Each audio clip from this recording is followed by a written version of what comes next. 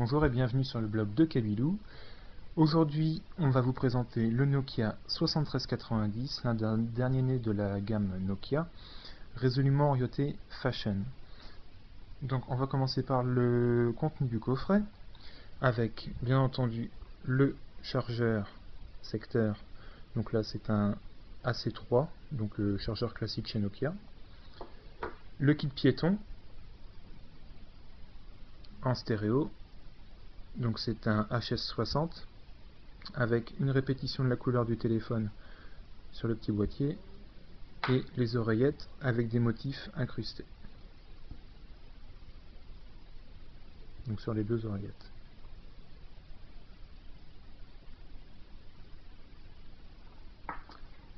On trouve aussi une petite dragonne,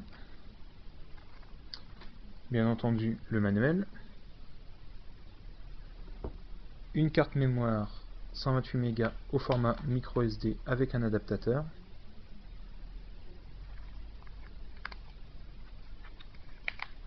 et bien entendu le téléphone dans lequel j'ai déjà glissé la batterie.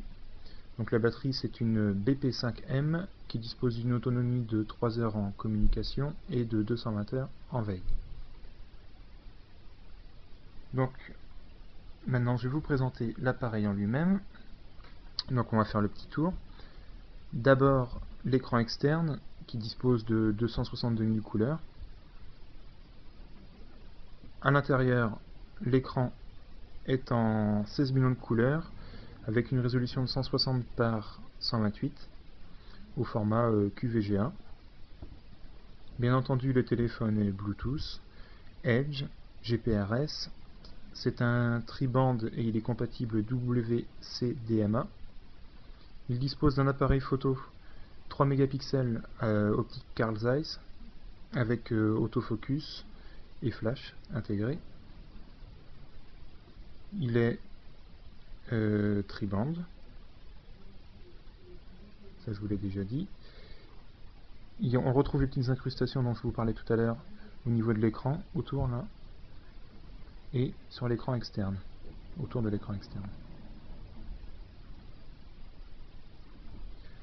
On va allumer l'appareil, donc ça se situe ici. Donc on a le tout petit bouton allumage extinction. On retrouve ici un connecteur jack, une connectique jack mini USB. Là ce sont les dispositions pour donc tout ce qui est appareil photo, donc le zoom, la prise. Ça marche aussi pour le mode vidéo. Il dispose aussi d'une connectique infrarouge. Donc on va allumer l'appareil. Voilà.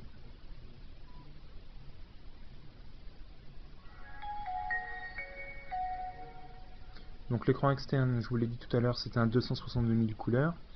L'écran interne compte 16 millions de couleurs, avec une définition plus que correcte. Le fond d'écran est sympathique. Là encore, répétition des gravures de l'écran externe.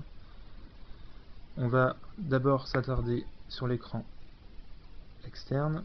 Donc on retrouve ici trois petits boutons à accès rapide. Donc accès rapide au lecteur de fichiers son, à l'appareil, donc photo ou prise de vue vidéo. On peut verrouiller l'appareil directement à partir de ce petit menu. On peut écouter la radio à partir du moment où le dispositif de casque stéréo est connecté à l'appareil, puisque c'est le casque qui fait office d'antenne. On retrouve donc les principales fonctions et fonctionnalités de l'appareil. À l'intérieur,